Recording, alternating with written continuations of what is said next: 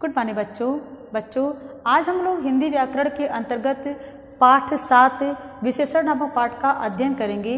बच्चों आइए देखते हैं संज्ञा या सर्वनाम की विशेषता जैसे संज्ञा सर्वनाम की विशेषता, चाहे उसके रूप के बारे में हो, चाहे उसके रंग के बारे में हो, चाहे गुण दोष के बारे में हो, या फिर संख्या या नाप तौल आदि को प्रकट करने वाले शब्द को हम विशेषण कहते हैं। यानी कि जिस शब्द से किसी व्यक्ति या वस्तु के रूप, गुण, अवस्था आदि का बोध होता है उसे हम कहते हैं विशेषण।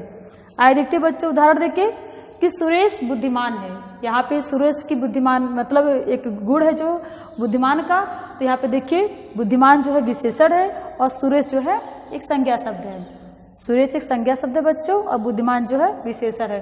तो इस तरह से यहाँ पे सुरेश का गुण प्रकट हो रहा है, तो यह जो है बुद्धिमान शब्द से पता चला, तो बुद्धिमान जो क्या है ये विशेषण शब्द है। आइए देखते विशेष किसे कहते हैं बच्चों। तो विशेषण द्वारा जिस संज्ञा या सर्वनाम की विशेषता प्रकट की जाती है, यानी कि विशेषण जिस सर्वनाम या संज्ञा की विशेषता को प्रकट करता है उसे हम कहते हैं विशेष।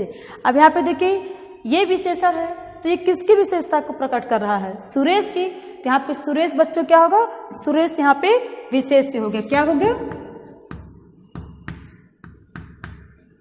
सुरेश यहाँ पे विशेष भी है और ये संज्ञा भी है। ठीक है, यहाँ पे सुरेश जो है विशेष भी है और संज्ञा भी दोनों है। ठीक है, तो संज्ञा को हम विशेष कहते हैं, यानी कि जिसकी विशेषता बताई जाए उसे हम विशेष से कहते हैं। ठीक, आइए आगे देखते बच्चों विशेषण के भेद।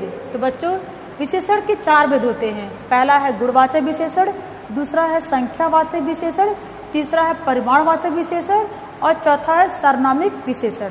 तो आइए देखते हैं गुणवाचक विशेषण किसे कहते हैं। तो बच्चों संज्ञा के गुण, दोष, रंग, रूप, आकार आदि की विशेषता प्रकट करने वाले शब्द को हम गुणवाचक विशेषण कहते हैं। किसे कहते हैं? जो संज्ञा के गुण, दोष, रूप, रंग, आकार, अवस्था आदि जिन सब प्रकट करने वाले शब्दों को हम कहते हैं गुणवाचक विशेषण। जैसे यहाँ पे देखिए उदाहरण के लिए मनु शरारती लड़का है, तो यहाँ पे देखिए शरारती यह जो है गुणवाचक विशेषण है। वाटिका में लाल गुलाब है, यहाँ पे देखिए लाल रंग का बोध करा रहा है, तो लाल जो है गुणवाचक विशेषण है। तो बात पुनः देख लेते बच्चों कि जिन शब्दों से किसी भी संज्ञा सर्वनाम के रूप, गुण, अवस्था आदि का बोध होता है उसे हम कहते हैं गुणवाचक विशेषण। जैसे मनु शरारती लड़का है, यहाँ पे शरारती जो है यह जो है एक गुणवाचक विशेषण के अंतर्गत आता है। वाटिका में लाल गुलाब है, लाल जो है यह भी एक गुणवाचक विशेषण के अंतर्गत आता है। दूसरा है संख्यावाचक विशेषण। अभी मैंने कहा बच्चों कि विशेषण के 4 भेद होते हैं। पहला है गुणवाचक विशेषण, दूसरा है संख्यावाचक विशेषण, तीसरा है परिमाणवाचक विशेषण और चौथा है सार्वनामिक विशेषण। तो अब आइए देखते हैं दूसरा संख्यावाचक विशेषण। तो बच्चों विशेष की संख्या या क्रम संबंधी विशेषता प्रकट करने वाले शब्द को हम कहते हैं संख्यावाचक विशेषण। यानी कि जब विशेष अर्थात संज्ञा सर्वनाम की जब संख्या का बोध हो या फिर क्रम का बोध हो उसे हम कहते हैं संख्यावाचक विशेषण। जैसे यहाँ पे देखिए 2, 4, प्रथम।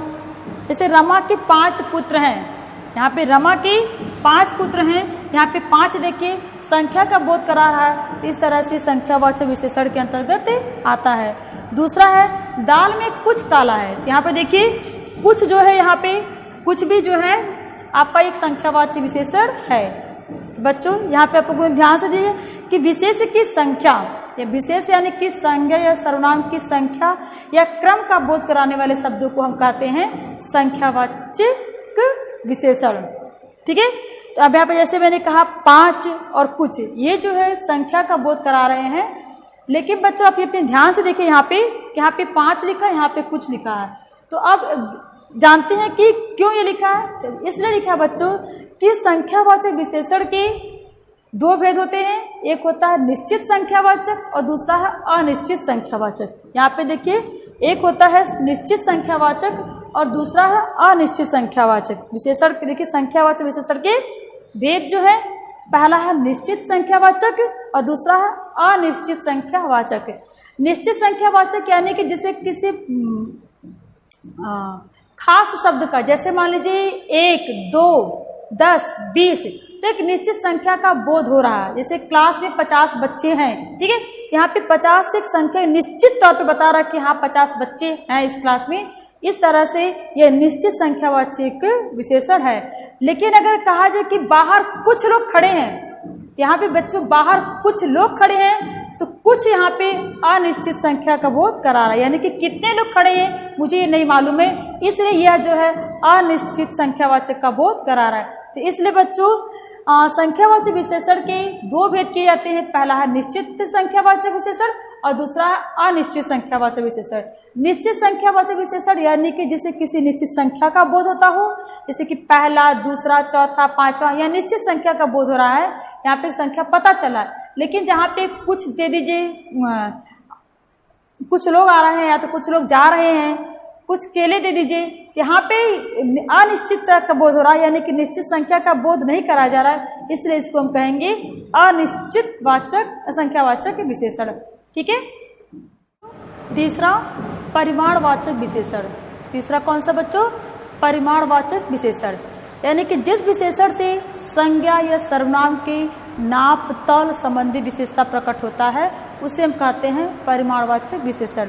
अर्थात यहाँ पर ऐसे कह सकते बच्चों कि संज्ञा या सर्वनाम की नाप तौल संबंधी बातों का पता जिस शब्दों से पता चलता है उसे हम कहते हैं परिमाणवाचक विशेषण।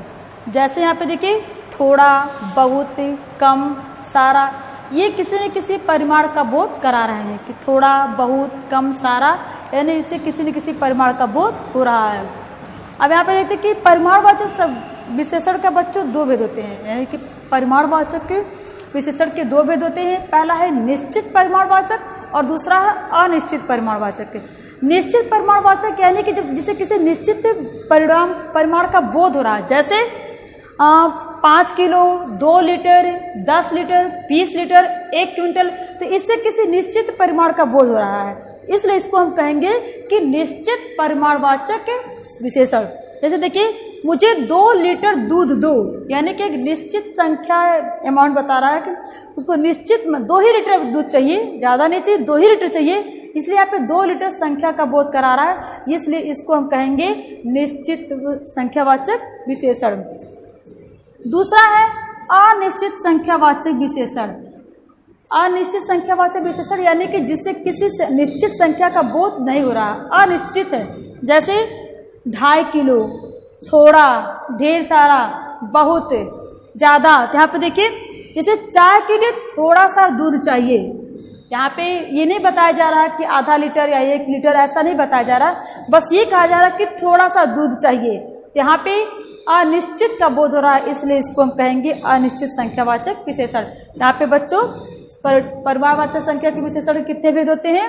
2 होते हैं। पहला है निश्चित परिमाणवाचक और दूसरा है अनिश्चित परिमाणवाचक। निश्चित परिमाणवाचक यानी कि 5 किलो, 2 लीटर, 10 लीटर, यानी जिससे किसी निश्चित संख्या का बोध होता है, और अनिश्चित यानी कि जिसे किसी संख्या का बोध नहीं होता है। जैसे थोड़ा सा दूध दे दो, थोड़ा सा दो, आधा कुछ चावल दे दो, कुछ गेहूं दे दो, इस तरह से बच्चों यहाँ पे किसी निश्चित संख्या का बोध नहीं हो रहा, इसलिए इसको हम कहेंगे अनिश्चित परिमाणवाचक। चौथा सार्वनामिक विशेषण। कौन सा विशेषण बच्चों? सार्वनामिक विशेषण। विशेषण के रूप में प्रयुक्त होने वाले सर्वनाम शब्दों को हम सार्वनामिक विशेषण कहते हैं। यानी कि बच्चों कुछ विशेषण शब्द यानी कि कुछ सर्वनाम शब्द बच्चों विशेषण के रूप में प्रयुक्त होते हैं, इसीलिए उसे हम कहते हैं सार्वनामिक विशेषण। जैसे देखिए यहाँ पे यह किताब मुझे चाहिए, यहाँ पे देखिए यह जो है एक सर्वनाम शब्द है, लेकिन यहाँ पे जो है यह सर्वनाम संज्ञा से पहले आ करके इस किताब की विशेषता बता रहा है, तो इसलिए जो है यह एक सार्वनामिक विशेषण है। यानी कि संज्ञा जो है, जो सर्वनाम जो है विशेषण के रूप में जब भी प्रयुक्त होगा तो उसे हम कहेंगे सार्वनामिक विशेषण। ठीक है। जैसे वह वाटिका सुंदर है, यहाँ पे देखिए वाटिका एक संज्ञा शब्द है और उसके आगे वह जो है एक सर्वनाम है, लेकिन वाटिका के आगे यानी कि संज्ञा के आगे जुड़ करके यहाँ पे वो विशेषण का कार्य कर रहा है, तो इसलिए इसको हम कहेंगे सार्वनामिक विशेषण। तो बच्चों सार्वनामिक विशेषण को हम संकेतवाचक विशेषण भी कहते हैं। विशेषण की अवस्थाएं, तो बच्चों विशेषण की 3 अवस्थाएं होती हैं।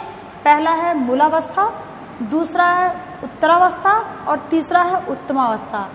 पहला यानी कि मूलावस्था। बच्चों इसमें जो है किसी भी संज्ञा या सर्वनाम की सिर्फ उसकी गुण या दोष के बारे में बताया जाता है। जैसे देखिए यहाँ पे यह फूल सुंदर है, यहाँ पे सुंदर एक शब्द है, जैसे इसको हम कहेंगे मूलावस्था, सिर्फ उसके बारे में बताया जा रहा है कि फूल सुंदर है। ठीक है। दूसरा है उत्तरावस्था। तो उत्तरावस्था में बच्चों दो विशेष व्यक्तियों में एक को अच्छा बताया जाता है, यानी कि तुलना की जाती है। जहाँ पे उत्तरावस्था आता है वहाँ पे दो लोगों की तुलना की जाती है और एक को श्रेष्ठ बताया जाता है। जैसे यहाँ पे देखिए दो विशेष से दो लोग, किरण और कामनी। तो कह रहे कि किरण कामनी से सुंदर है, यहाँ पे तुलना की जा रही है, यानी कि किरण कामनी से सुंदर है। तो इस तरह से इसको हम बोलेंगे उत्तरावस्था। आगे बच्चों उत्तमावस्था। उत्तमावस्था मीनू सुंदरतम लड़की, यानी कि मीनू सबसे सुंदर है। यानी कि इस क्लास में मान लीजिए 10 लड़कियां हैं, तो उस 10 लड़कियों में मीनू जो है सबसे सुंदर है, यानी कि उसको सबसे श्रेष्ठ बताया गया है, इसलिए इसको हम कहेंगे उत्तमावस्था। अब आप फिर देख लीजिए बच्चों, मूलावस्था के अंतर्गत इसके गुण दोष के सिर्फ हम कथन करेंगे। उत्तरावस्था में हम दो विशेषण की तुलना करेंगे, एक को श्रेष्ठ बताएंगे, और उत्तमावस्था में सबसे श्रेष्ठ उसको हम बताएंगे। तो इस तरह से यह हो गया विशेषण की तीनों अवस्थाएं।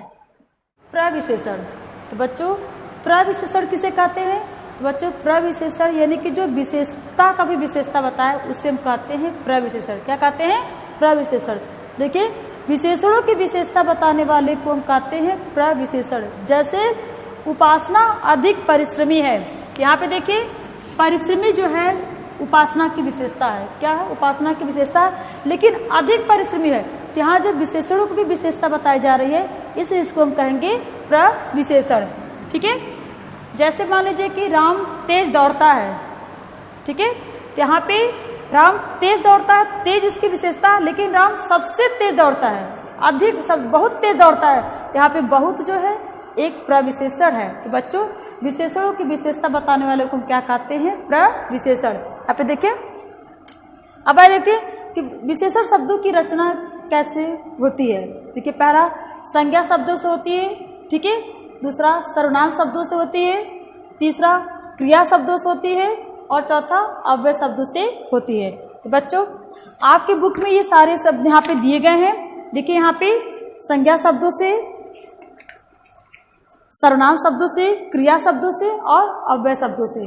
बच्चों आप लोग इसको अच्छे से देख लीजिएगा और इसको जो है कम से कम अपने बुक में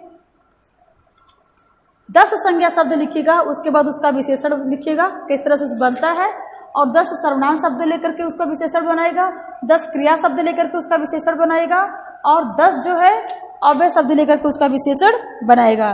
तो बच्चों आपका ये लेसन कंप्लीट हुआ है। कल हम आप लोगों को इसका अभ्यास कार्य बता देंगे। तो आज के लिए बच्चों इतना ही। धन्यवाद।